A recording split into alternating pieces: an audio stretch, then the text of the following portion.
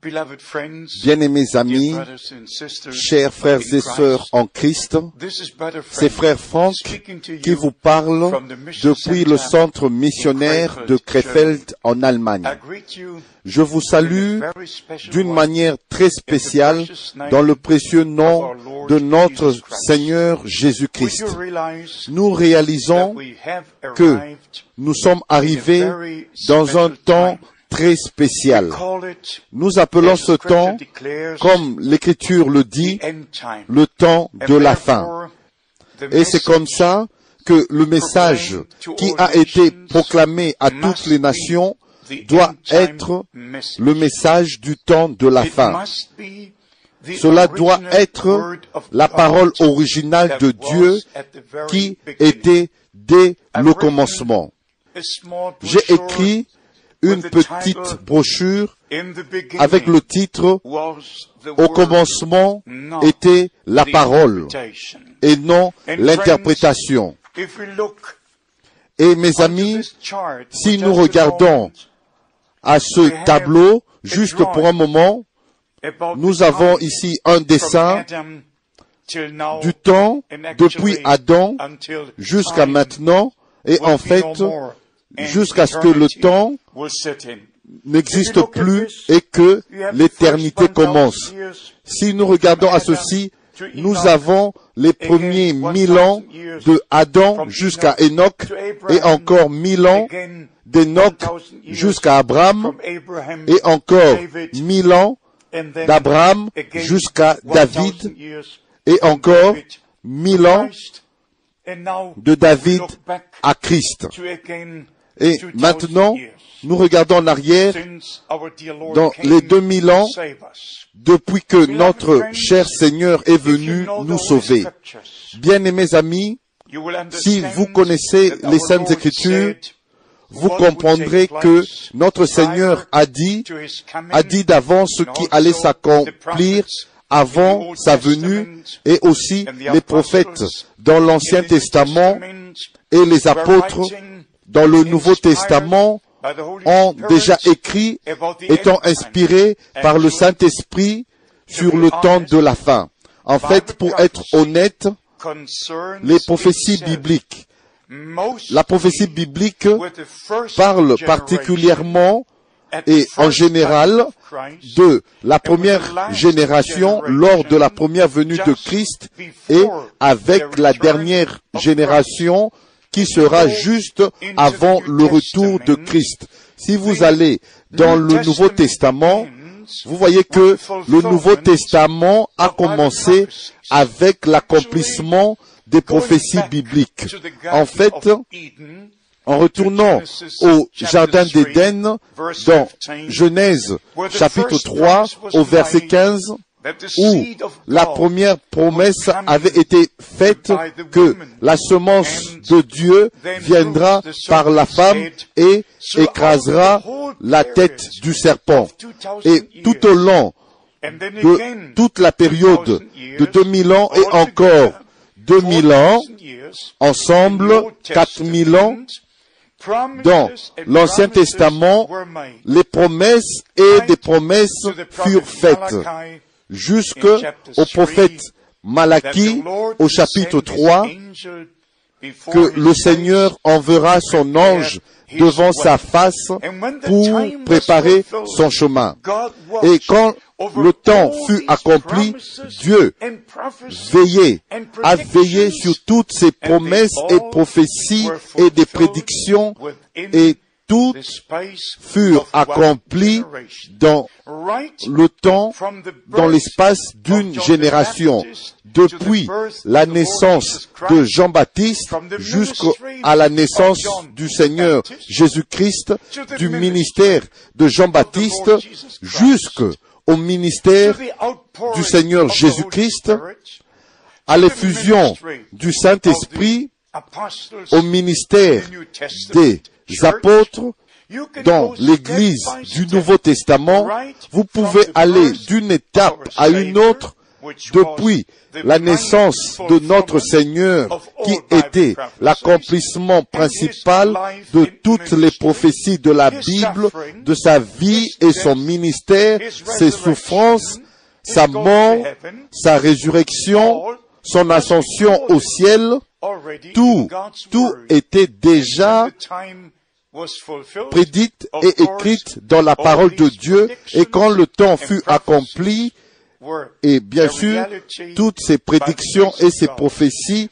sont devenues des réalités par la grâce de Dieu. Mais c'est seulement un petit peu, juste peu de gens ont compris la visitation divine.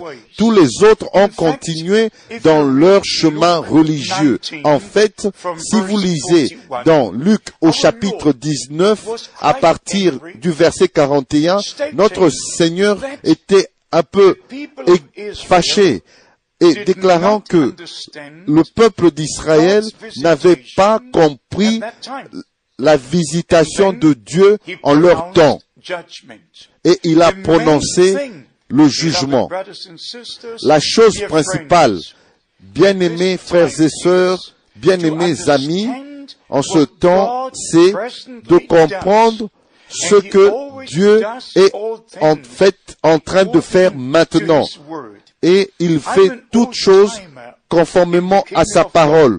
Je suis déjà depuis longtemps dans le royaume de Dieu. En 1949, j'ai reçu l'expérience de la nouvelle naissance et j'ai été baptisé du Saint-Esprit. Et je prêche depuis 1955. Et bien sûr, le temps spécial pour moi, c'était en août 1955. C'est depuis le 12 jusqu'au 21 août 1955, l'homme de Dieu qui s'appelait William Branham est venu en Allemagne et en Suisse. J'ai vu et je l'ai entendu prêcher. J'ai vu Dieu confirmant sa parole. J'ai vu un véritable ministère apostolique et prophétique. J'ai vu les jours de la Bible avec mes propres yeux. C'est seulement en juin 1958, à Dallas, au Texas, aux États-Unis, quand j'ai participé à la convention du Voice of Healing, où plusieurs des évangélistes américains ont participé. C'était précisément depuis le 6 jusqu'au 15 juin 1958 et William Branham était l'orateur principal pendant ces réunions. Et frères et sœurs, je ne suis pas ici pour glorifier un homme. Je suis ici afin que Dieu reçoive tout l'honneur, toute la louange et toute la gloire. Mais je serais vraiment un fou pour passer à côté du choix de Dieu dans ma génération pendant mon temps, de passer à côté de ce que Dieu a promis et ce qu'il est encore en train de faire pendant ma génération. Comme vous savez, les gens ont tendance à faire toujours la même chose. Ils reconnaissent ce que Dieu avait fait dans le passé et ils le louent pour cela et ils regardent ce qu'il va faire dans le futur, mais ils passent à côté de ce qu'il fait maintenant. Bien-aimés, il y a un message pour préparer le peuple de Dieu maintenant.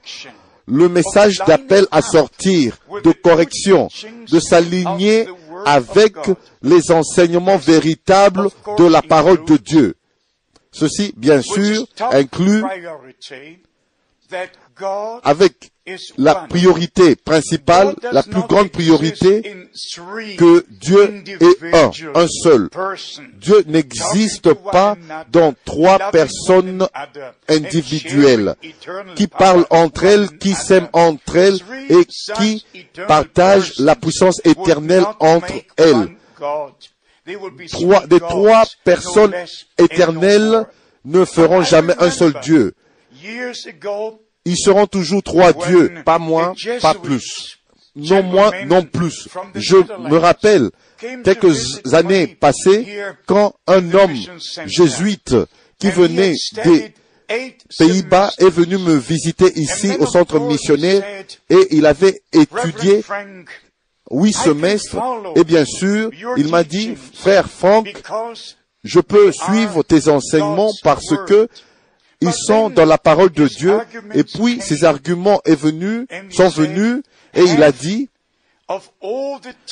pendant la moitié du temps de mes études, c'était de connaître la relation entre le Père et le Fils et le Saint-Esprit et le Père et le Saint-Esprit. Et comme dans un triangle, pour établir les pensées, comment cela pouvait être. Et bien sûr, si quelqu'un a passé des années pour étudier, et bien sûr, toutes les choses qu'il a appris sera directement une partie de lui. Comme nous sommes tous nés dans des religions différentes, dans des foi chrétiennes différentes, bien sûr, toute chose dans le naturel va se reproduire selon son espèce. Et ainsi en est-il du spirituel. Mes frères et sœurs, nous arrivons au fait quand l'Ancien et le Nouveau Testament déclarent qu'il y a seulement un seul Dieu et un médiateur entre Dieu et l'homme, comme Paul l'a écrit à Timothée, ou si vous lisez dans le livre des Romains au chapitre 3, qu'il y a seulement un seul Dieu, ou dans Galates au chapitre 3, et dans d'autres endroits, dans Marc chapitre 13, où notre Seigneur lui-même a utilisé l'écriture de l'Ancien Testament. Écoute, ô Israël, l'Éternel, ton Dieu est un. Dieu est un. Mais il se révèle lui-même, il se manifeste lui-même de différentes manières. Dans l'Ancien Testament, nous le connaissons comme le Créateur, le Conservateur, le Roi, le Juge. Dans le Nouveau Testament, il s'est révélé lui-même comme notre Père dans les cieux, dans son seul Fils engendré sur la terre, en qui nous avons été adoptés et on a été fait fils et filles de Dieu par la grâce de Dieu et prédestinés pour la vie éternelle. Et bien sûr, par le Saint-Esprit dans l'Église de Jésus-Christ depuis le commencement.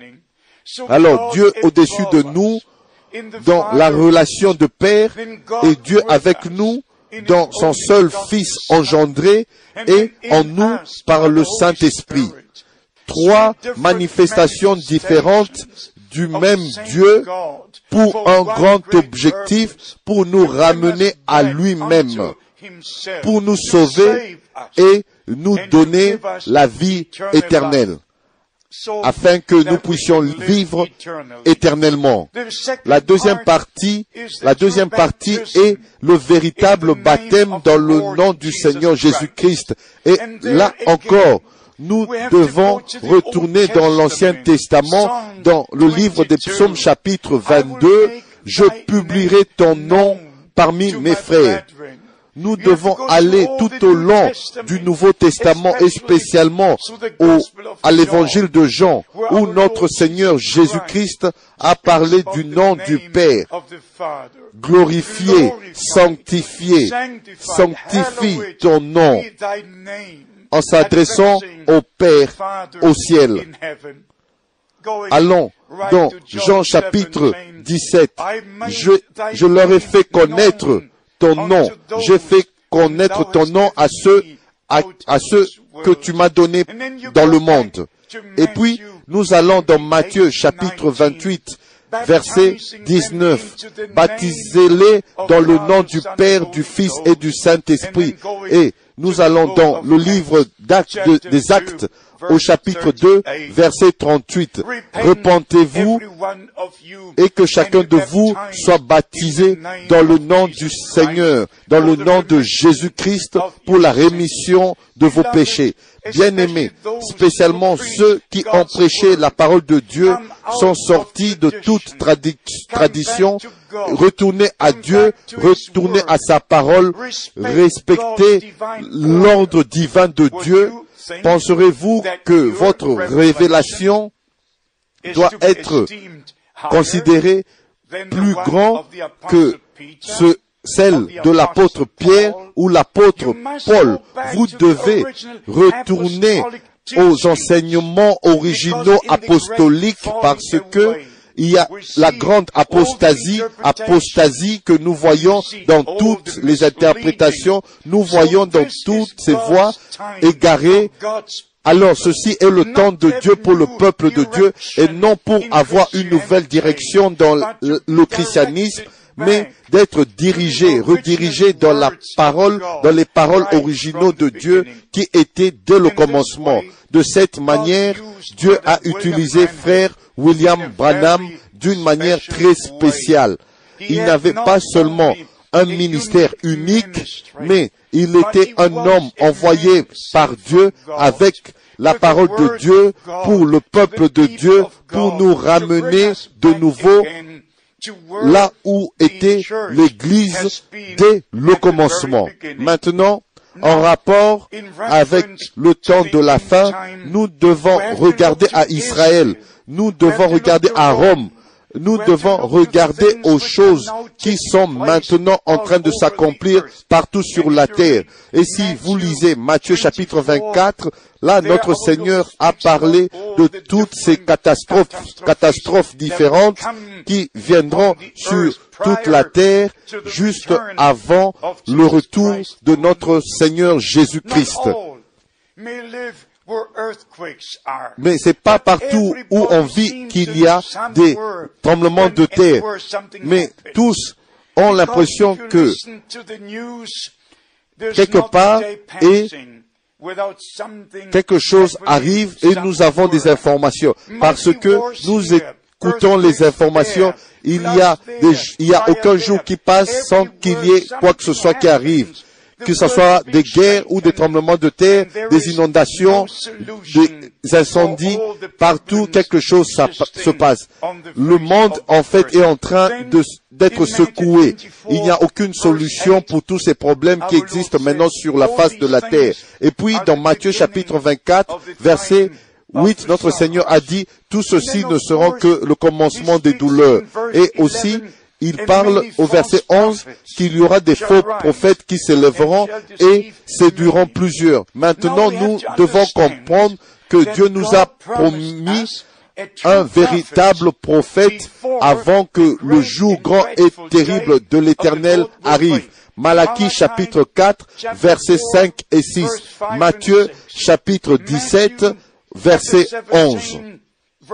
Et dans d'autres écritures correspondantes, dans Luc et aussi dans Marc et même dans Jean.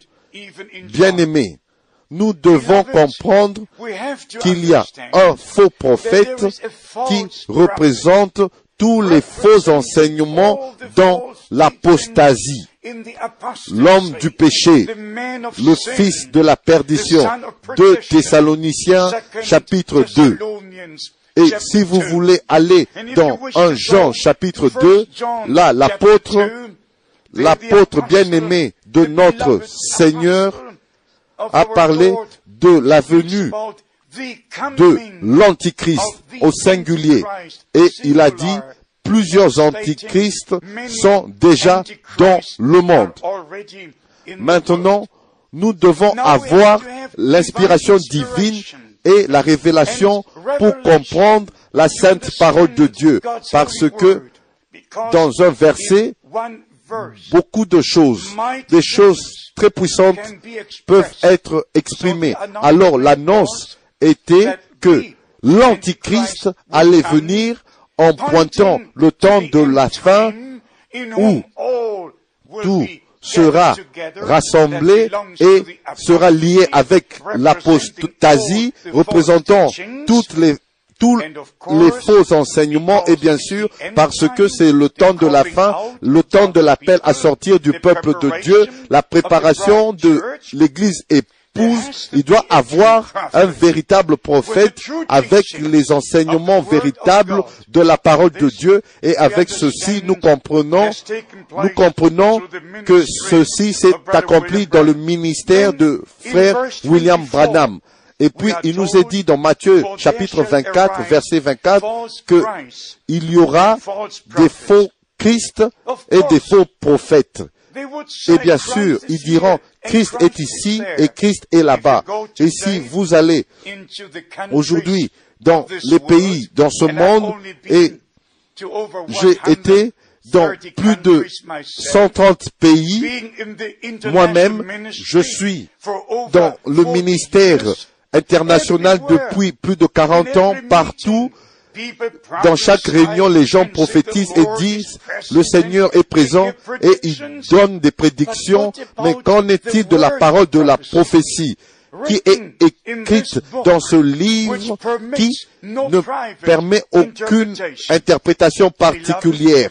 Bien-aimés, comme je l'ai dit plusieurs fois, nous ne devons pas seulement retourner aux soi-disant pères de l'Église et qui ont introduit des enseignements et des dogmes. Nous devons retourner au jour apostolique. Je ne suis pas ici, je ne suis pas ici pour vous dire ce que Hieronymus a cru, ou ce que Irénée a cru, ou ce que Polycarpe a cru, ou ce que Tertullian, ou ce que Augustin, tous ces gens ont cru. Ça, ce n'est pas mon affaire. Qui croient ce qu'ils veulent croire, même aujourd'hui. Je dois croire ce que l'Écriture dit.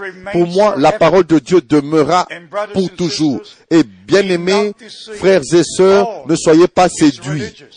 Toutes les religions, dans toutes ces religions et dans toutes ces inspirations.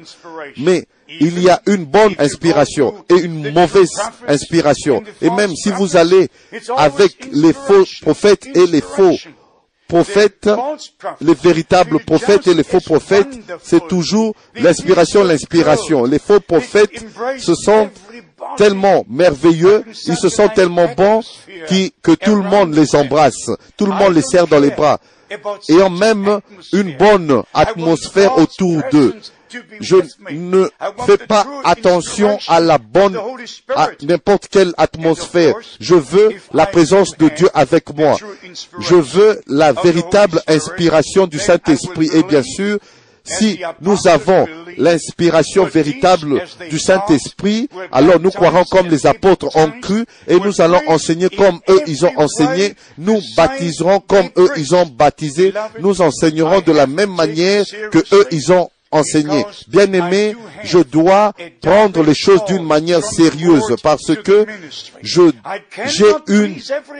un appel direct du Seigneur au ministère. Je ne peux pas plaire à tout le monde. C'est impossible parce que nous avons 342 églises différentes dans le christianisme et dans les dénominations qui sont unies dans le Conseil mondial des églises. Mais nous avons seulement un seul Dieu, une Bible, un salut, une seule vie éternelle. Et l'apôtre Paul a écrit à l'église d'Éphèse, un Seigneur, une foi, un seul baptême, et nous devons combattre pour la foi qui a été transmise une fois pour toutes à tous les saints. Bien-aimés, encore un verset dans Matthieu, chapitre 24, verset 33. Le Fils de l'homme. Et vous aussi, quand vous verrez toutes ces choses, sachez que le Fils de l'homme est proche et même à la porte. Quand vous verrez et vous allez entendre les bruits de guerre des guerres et que vous entendrez que s'est levé des faux prophètes et des faux Christ et tous jouent au christianisme, à la chrétienté et ils égarent le peuple et il doit avoir une véritable voix de Dieu qui vient de la parole de Dieu qui demeure éternellement. Alors, comprenons, ceci est le temps de Dieu pour le peuple de Dieu, pour sa parole et par la révélation divine. Que le Seigneur, le cher Seigneur soit avec vous et qu'il vous bénisse. J'ai confiance que vous écrirez afin que nous vous envoyions de la littérature très importante qui traite des sujets essentiels de la Bible dans cette génération. Que les bénédictions du Dieu Tout-Puissant soient avec vous dans le saint nom de Jésus. Amen.